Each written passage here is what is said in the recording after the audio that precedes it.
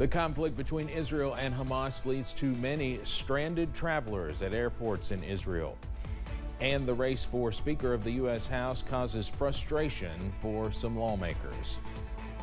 Plus, after 80s on Friday, we are back in the 50s for Sunday, also early next week. Those details coming up as Mountain News First at 4 continues. Mountain News First at 4 continues.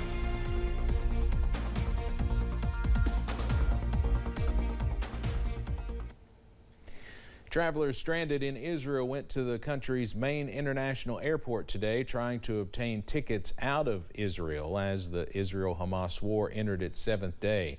Some countries have advised their citizens to leave, but many travelers are stuck because airlines have suspended air traffic to and from Israel.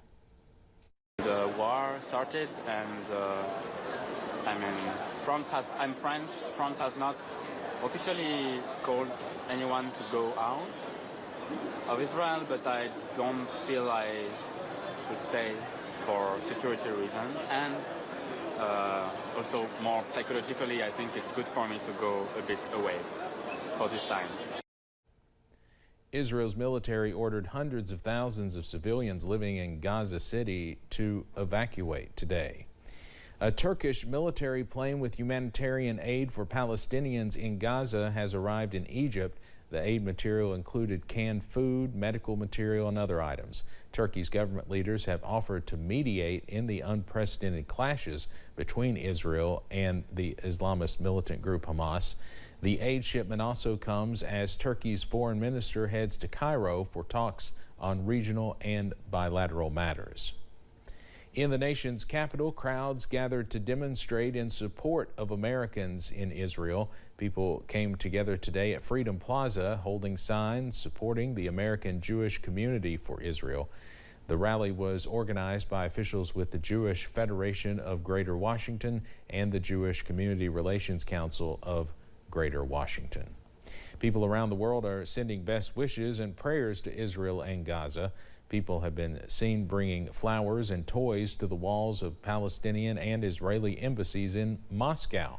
Earlier, Russian President Vladimir Putin cautioned Israel against laying siege to Gaza in the same way that Nazi Germany besieged Leningrad. But Putin also said that Israel had the right to defend itself.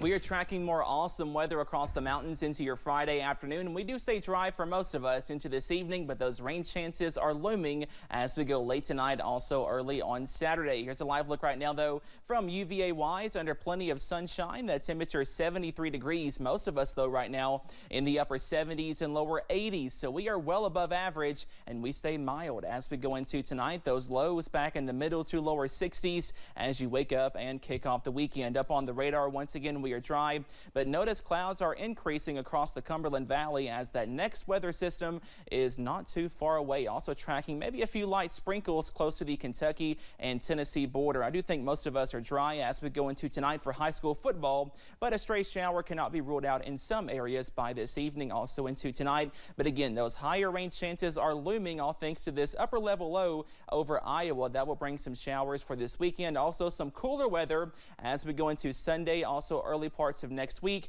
All those details coming up in just a few minutes. Steve? Cameron, thank you. U.S. House Republicans have nominated Ohio Congressman Jim Jordan in a private vote for House Speaker. That coming down just moments ago. They convened behind closed doors today as the endless search for a House Speaker to unite the angry factions of the GOP drags deeper into a second week. Attention swiftly turned to Judiciary Committee Chairman Jim Jordan as the next candidate. Former Speaker Kevin McCarthy addressed reporters this afternoon. But this whole time we haven't been able to follow through on our bills that we were trying to get done. We haven't been able to do investigations. It's just we've got 4% of the caucus that really wants to have chaos. Majority Leader Steve Scalise abruptly ended his bid last night when it became clear hardline holdouts refused to back him. Jordan is backed by Donald Trump and is favored by hardliners, but some House Republicans are skeptical Jordan will be able to get enough support from moderates. to get the 217 votes needed to win on the House floor. So we'll wait and see what happens there.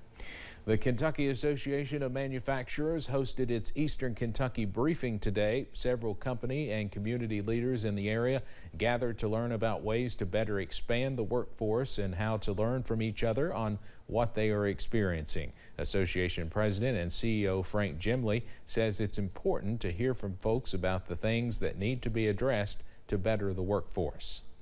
Going the extra mile to get out and around the state. That's our obligation. We're devoted to the state, and this is something that we should do, and we're going to continue to do it. The event has speakers such as Kentucky State Senator Rick Girdler, State Representative Shane Baker, and more. We will have more on how officials hope to take topics discussed and implement them in the future tonight at 6. One school system is needing more substitute teachers. Harlan County School District administrators say they need more substitutes to help fill in. Administrators gathered for a special board meeting to discuss the issue and how they can solve it earlier this week. Superintendent Brent Roark says the amount of substitute teachers has continued to decrease at an alarming rate this school year. We operate 9 schools. We typically are utilizing anywhere from 30 to 35 substitute teachers a day in all of our schools combined, be that for special education or for regular education. And our pool had dropped down to, it was well below 50. Roark says they normally have a 6-page list of potential substitutes, and that has dropped to just 2 pages. We'll have more on their solution at 6. The Pike County Animal Shelter is working to find forever homes for its furry friends. The shelter partnered with Petco in Pikeville today for a pet adoption fair, bringing the animals from the shelter to the sidewalk, hoping to connect shelter dogs and cats with someone who can give them a safe place to become a pet. The outreach is one of the shelter's efforts to combat the number of animals in cages and address the growing stray population. We are getting called all the time. We actually have waiting lists for people to bring them in, and it's just a very sad situation to have so many living, and just running out on the roads. The event found homes for many of the animals. Hear more about the partnership and its purpose coming up at 6. But next on First at 4, we hear from the president of the United Auto Workers about their next move with the ongoing strike. And we stay dry this evening, but rain chances return by this weekend, also early next week. All those details coming up.